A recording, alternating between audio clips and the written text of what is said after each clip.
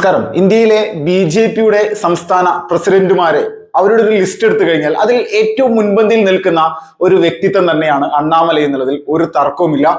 കാരണം ബി.ജെ.പിക്ക് ഒരു സ്വാധീനവും ഇല്ലാതിരുന്ന തമിഴ്നാട്ടിൽ പ്രസ്ഥാനത്തെ ജനഹൃദയങ്ങളിലേക്ക് എത്തിക്കുന്നതിനായിട്ട് അദ്ദേഹം എടുത്തിരിക്കുന്ന എഫക്റ്റ് എത്രത്തോളമാണെന്നുള്ളതിൽ ഒരു തർക്കവുമില്ല.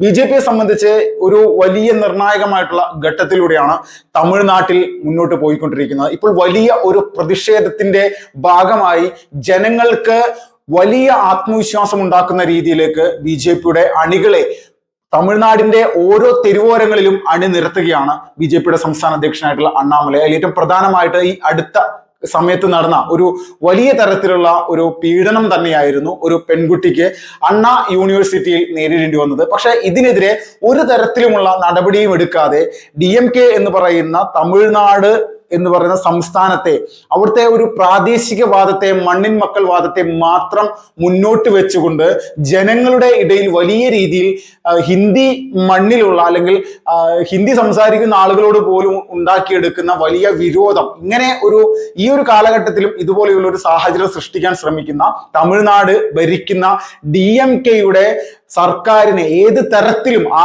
സർക്കാരിന്റെ സംവിധാനങ്ങളെ പൂർണ്ണമായിട്ടും ജനങ്ങളുടെ ഇടയിൽ അതിന്റെ യാഥാർത്ഥ്യം അതിൽ കള്ളത്തരങ്ങൾ പൊള്ളത്തരങ്ങൾ തുറന്നു കാണിക്കുക എന്നുള്ള ലക്ഷ്യത്തോടു കൂടി തന്നെയാണ് അണ്ണാമലൈ മുന്നോട്ട് വരുന്നത്. അപ്പോൾ ഇതിന്റെ ഭാഗമായിട്ട് ഈ പെൺകുട്ടി നേരിടേണ്ടി വന്ന വലിയ തരത്തിലുള്ള ഒരു പീഡനത്തെ അതിന് നീതി നേടി കൊടുക്കുക എന്നുള്ള ലക്ഷ്യത്തോടു കൂടി നീതി റാലി എന്ന് പറയുന്ന ഒരു പ്രതിഷേധ റാലി ബി.ജെ.പി ഇപ്പോൾ ആരംഭിച്ചിരിക്കുകയാണ്. ഇത് മധുരയിൽ നിന്ന് ചെന്നൈ വരെ 400 കിലോമീറ്റർ കാൽനടയായിട്ട് അണ്ണാമലൈ നടത്തുന്ന ഒരു സംവിധാനമായിരുന്നു. പക്ഷെ ഇതിന് പൂർണ്ണമായിട്ടും വിലക്കേർപ്പെടുത്തി മുന്നോട്ട് പോവുകയാണ് DMK എന്ന് പറയുന്ന രാഷ്ട്രീയ പ്രസ്ഥാനം. നമ്മൾക്കറിയാം, ഏറ്റവും പ്രധാനമായിട്ട് കഴിഞ്ഞ പാർലമെന്റ് തിരഞ്ഞെടുപ്പുമായി ബന്ധപ്പെട്ടുകൊണ്ട് പരിശോധിച്ചു കഴിഞ്ഞാൽ കേവലം 13 ലക്ഷം വോട്ടുകൾ മാത്രമാണ് ഇത്രയും കാലത്തിനിടയിൽ ബി.ജെ.പിക്ക് തമിഴ്നാട്ടിൽ ലഭിച്ചത്. പക്ഷെ ഒറ്റയടിക്ക് അത് 80 ലക്ഷം വോട്ടുകൾ ആയി മാറുന്ന ഒരു സാഹചര്യത്തിൽ നിന്ന് നമ്മൾക്ക് വ്യക്തമായിട്ട് മനസ്സിലാക്കാൻ സാധിക്കും.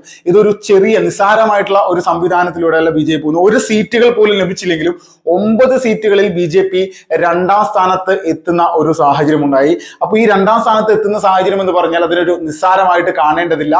നിലവിൽ CPM-ന്റെ സ്ഥിരം സീറ്റുകളിൽ ഒന്നെന്നുള്ള നിലയിൽ അവരുടെ സ്ഥാനാർത്ഥി സ്ഥിരമായിട്ട് ഐക്യകണ്ഠേന സഖ്യമായിട്ട് മത്സരിച്ച കോയമ്പത്തൂരിൽ പോലും DMKക്ക് പരാജയ ഭീതി അല്ലെങ്കിൽ CPM പരാജയപ്പെടുന്നുള്ള ഒരു ഭീതിയുടെ അടിസ്ഥാനത്തിൽ DMK അവിടെ CPM-ന് മറ്റൊരു സീറ്റ് നൽകിയിട്ട് സ്ഥാനാർത്ഥിയായി അല്ലെങ്കിൽ അവരുടെ സ്ഥാനാർത്ഥിയെ മത്സരിപ്പിക്കുന്ന അവസ്ഥയും മുഴുവൻ രാഷ്ട്രീയ സംവിധാനങ്ങളെ ബി.ജെ.പിക്കെതിരെ നിൽക്കുന്നവരെ ഇന്ത്യ മുന്നണി അല്ലെങ്കിൽ ഇന്ത്യ മുന്നണി എന്നുള്ള രീതിയിലേക്ക് നിലനിർത്തിയിട്ടാണ് അവിടെ അണ്ണാമലയെ പൂർണ്ണമായിട്ടും പരാജയപ്പെടുത്താൻ അവർക്ക് സാധിച്ചത്.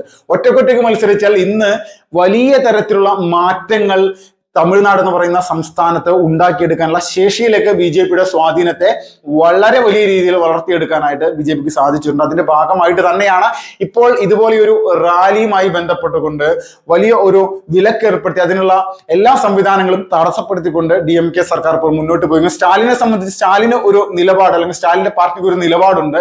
അത് പൂർണ്ണമായിട്ടും സനാതന ധർമ്മത്തെ ഹിന്ദു ധർമ്മത്തെ സമൂഹത്തിൽ നിന്ന് വിലക്കേർപ്പെടുത്തേണ്ട അല്ലെങ്കിൽ ഇത് കൊറോണയും വൈറസും അല്ലെങ്കിൽ ഇതുപോലെയുള്ള ഡെങ്കിയും പോലെയുള്ള ഒരു വൈറസ് ആണ്, ഇത് പൂർണ്ണമായിട്ടും ഇല്ലായ്മ ചെയ്യേണ്ടതാണെന്നുള്ള നിലയിലേക്കുള്ള ഒരു പ്രസ്താവന സ്റ്റാലിന്റെ മകനായിട്ടുള്ള ഉദയനിധി സ്റ്റാലിൻ എടുത്തിരിക്കുന്ന സംവിധാനമൊക്കെ ഇപ്പോഴും അവർ ആ നിലപാടിൽ നിന്ന് 1% പോലും പുറകോട്ട് പോകാതെ പൂർണ്ണമായിട്ടും ഹൈന്ദവ വിരുദ്ധമായിട്ടുള്ള നിലപാടുകൾ എടുക്കുന്ന ഒരു സംവിധാനമായിട്ട് ഇപ്പോൾ അവർ അതിൽ നിന്നൊരു ശതമാനം പോലും മുന്നോട്ട് പോകാതെ നിരന്തരമായിട്ട് മുന്നോട്ട് തന്നെ പോയിക്കൊണ്ടിരിക്കുന്ന ഒരു അവസ്ഥയാണ്. അപ്പോൾ ഇതിനിടയിലാണ് നമ്മൾ എല്ലാ പഴുതുകളും തകർത്തെറിഞ്ഞുകൊണ്ട് അല്ലെങ്കിൽ ഓരോ പഴുതുകളും കൃത്യമായിട്ട് ഉപയോഗപ്പെടുത്തിക്കൊണ്ട് തമിഴ്നാട് രാഷ്ട്രീയത്തിൽ ബി.ജെ.പിക്ക് വലിയ സ്വാധീനം ഉണ്ടാക്കാനുള്ള വലിയ പ്രയത്നം ജനങ്ങളുടെ പാർട്ടിയായിട്ട് മാറിക്കൊണ്ടിരിക്കുകയാണ്. DMK എന്ന് പറയുന്ന ഒരു രാഷ്ട്രീയ പ്രസ്ഥാനത്തിന് ഇന്നിപ്പോൾ സഖ്യകക്ഷികളില്ലാതെ അവിടെ മുന്നോട്ട് പോകാൻ പറ്റാത്ത അവസ്ഥയിലേക്ക് ഓരോ ദിവസവും കാര്യങ്ങൾ പോയിക്കൊണ്ടിരിക്കുകയാണ്.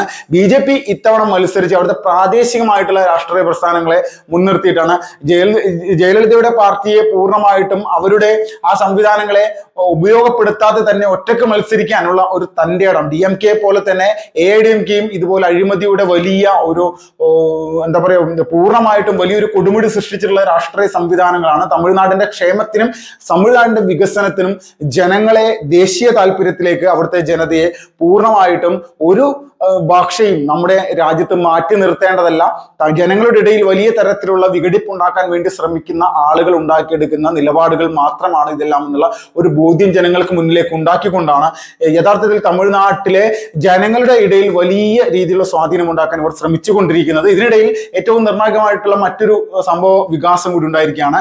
ഈ നീതി റാലിയുമായി ബന്ധപ്പെട്ടുകൊണ്ട് തമിഴ്നാട്ടിലെ BJP നേതാവായിട്ടുള്ള ഖുശ്ബു നടത്തിയിട്ടുള്ള ഒരു പ്രതികരണത്തിന്റെ പേര്, അല്ലെങ്കിൽ അവരതിനെ പൂർണ്ണമായിട്ടും DMK ഇത് തടയാൻ വേണ്ടി ശ്രമിച്ച സമയത്ത് ഖുശ്ബു അതിനെ പ്രതിരോധിക്കുന്ന സമയത്ത് ഖുശ്ബുവിനെ അറസ്റ്റ് ചെയ്ത് ഇപ്പോ DMK അങ്ങനെ ഒരു വലിയൊരു നിലപാട് കൂടി എടുത്തിരിക്കുകയാണ്.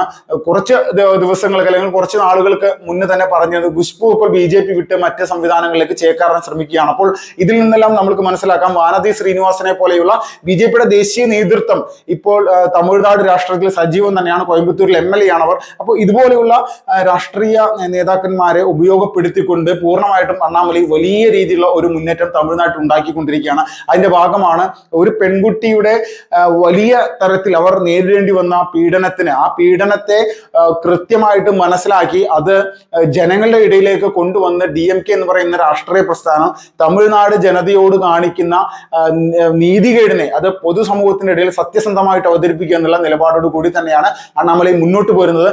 അണ്ണാമലയെ സംബന്ധിച്ച് വരാനിരിക്കുന്ന നാളുകൾ, വരുന്ന ത്രിതല പഞ്ചായത്ത് ഇലക്ഷൻ ആണെങ്കിലും അതോടൊപ്പം തന്നെ നിയമസഭാ ഇലക്ഷൻ ആണെങ്കിലും BJPക്ക് ചരിത്രപരമായിട്ടുള്ളൊരു മാറ്റം ഉണ്ടാക്കിയെടുക്കാൻ അണ്ണാമലയ്ക്ക് സാധിക്കും. അതിന്റെ ഒരു വലിയ പോരാട്ടത്തിന്റെ ഭാഗമായിട്ട് തന്നെയാണ് ഇപ്പോൾ നടന്നുകൊണ്ടിരിക്കുന്ന സംഭവ വികാസങ്ങൾ. ഇത് ജനങ്ങൾ കൃത്യമായിട്ട് മനസ്സിലാക്കുന്നു. ഒരു BJP പോലെയുള്ള ഒരു പാർട്ടി തമിഴ്നാടിന്റെ ഒരു പ്രദേശങ്ങളിലും വളരാൻ സമ്മതിക്കില്ല എന്നുള്ള നിലയിലേക്ക് ദ്രാവിഡ രാഷ്ട്രീയത്തിന്റെ ഒരു മേൽക്കോയ്മയിൽ BJPയെ കൃത്യമായിട്ട് പ്രതിരോധിക്കാൻ ഒരു കാലഘട്ടത്ത് ഈ പറയുന്ന DMK ആണെങ്കിലും അതോടൊപ്പം തന്നെ ADMK ആണെങ്കിലും ഇവർക്ക് സാധിച്ചിട്ടുണ്ടായിരുന്നെങ്കിൽ, പക്ഷെ ഇപ്പോൾ അതിനെ പ്രതിരോധിക്കാൻ സാധിക്കാത്ത തരത്തിലേക്ക് ഒരു വലിയ ജനമുന്നേറ്റമായിട്ട് മാറിയിരിക്കുകയാണ്. അതുകൊണ്ടാണ് 13 ലക്ഷം വോട്ടുകൾ 80 ലക്ഷം വോട്ടുകളാക്കി ഉയർത്തിയെടുക്കാനും നിരവധി യുവാക്കൾ BJPയുടെ ഭാഗമായിട്ട് മുന്നോട്ട് വരുന്ന ഒരു സാഹചര്യമാണ്. ഒരു സമയത്ത് കോയമ്പത്തൂരിലും കന്യാകുമാരിയിലും അതോടൊപ്പം തന്നെ സേലത്തും മാത്രം ഉണ്ടായിരുന്ന BJPയുടെ സ്വാധീനം ഇപ്പോൾ അത് പൂർണ്ണമായിട്ടും തമിഴ്നാടിന്റെ മുഴുവൻ ഗ്രാമാന്തരങ്ങളിലേക്കും അവരുടെ സംഘടനാ സംവിധാനം, ബൂത്തുകൾ പോലും ഇല്ലാതിരുന്ന പല മണ്ഡലങ്ങളിൽ പൂർണ്ണമായിട്ട് ബൂത്ത് തല പ്രവർത്തനങ്ങളിലേക്ക് എത്തിക്കാൻ വേണ്ടി അണ്ണാമലയ്ക്ക് സാധിച്ചു. ഇത് തന്നെയാണ് അണ്ണാമലൈ കഴിഞ്ഞ തിരഞ്ഞെടുപ്പ് തോൽവിക്ക് ശേഷം പറഞ്ഞ് ഞങ്ങൾ തുടങ്ങിയിട്ടുള്ളൂ, ആ തുടക്കം നിങ്ങൾക്ക് തടുക്കാൻ സാധിക്കാത്ത രീതിയിലുള്ള ഒരു പോരാട്ടമായിട്ട് ഒരു മുന്നേറ്റമായിട്ട് മാറിക്കൊണ്ടിരിക്കുകയാണ്. DMKയുടെ കുടുംബ രാഷ്ട്രീയത്തിലേക്ക് അല്ലെങ്കിൽ ഒരു കുടുംബത്തെ പൂർണ്ണമായിട്ടും അവിടുത്തെ മുഖ്യമന്ത്രി പദത്തിലും അതോടൊപ്പം തന്നെ പ്രധാനപ്പെട്ട പദവികളും വഹിക്കുന്ന തരത്തിലേക്ക് അതിനെ മാറ്റിയെടുക്കുന്നു. അടുത്ത ഒരു മുഖ്യമന്ത്രി എന്ന നിലയിലേക്ക് സ്റ്റാലിന് ശേഷം ഉദയനിധി സ്റ്റാലിനെ തയ്യാറാക്കിക്കൊണ്ടിരിക്കുന്ന ഒരു സംവിധാനത്തിലേക്ക് കാര്യങ്ങൾ മാറിക്കൊണ്ടിരിക്കുകയാണ്. ഇതിനാണ് യഥാർത്ഥത്തിൽ കുടുംബ രാഷ്ട്രീയ വാഴ്ച എന്നുള്ള രീതിയിലേക്ക് DMKയുടെയും അല്ലെങ്കിൽ ADMKയുടെ ഒക്കെ പ്രവർത്തകരെ കൃത്യമായിട്ട് പറഞ്ഞു മനസ്സിലാക്കുന്ന രീതിയിലേക്ക് അണ്ണാമലൈ മുന്നോട്ട് പോയിക്കൊണ്ടിരിക്കുന്നത്. ഈ രീതിയിലേക്കുള്ള പ്രവർത്തന പദ്ധതികളുമായിട്ട് പോകുമ്പോൾ വരാനിരിക്കുന്ന നിയമസഭാ തെരഞ്ഞെടുപ്പിൽ BJPക്ക് തമിഴ്നാട്ടിൽ വലിയ മാറ്റങ്ങൾ ഉണ്ടാകുമെന്നുള്ള തർക്കമില്ല. അതിന്റെ ഒരു മുന്നോടിയായിട്ടും ജനങ്ങളിടയിൽ DMKയുടെ ഇതുപോലെയുള്ള കള്ളത്തരങ്ങൾ പൊളിച്ചെഴുതുന്നതിനായിട്ടുള്ള അല്ലെങ്കിൽ പീഡിപ്പിക്കപ്പെട്ട പെൺകുട്ടിക്കായിട്ടുള്ള നീതിക്ക് വേണ്ടിയിട്ടാണ് ഇതുപോലെ ഒരു നീതി റാലി ഇപ്പോൾ സംഘടിപ്പിച്ച് മുന്നോട്ട് പോയിക്കൊണ്ടിരിക്കുന്നത്.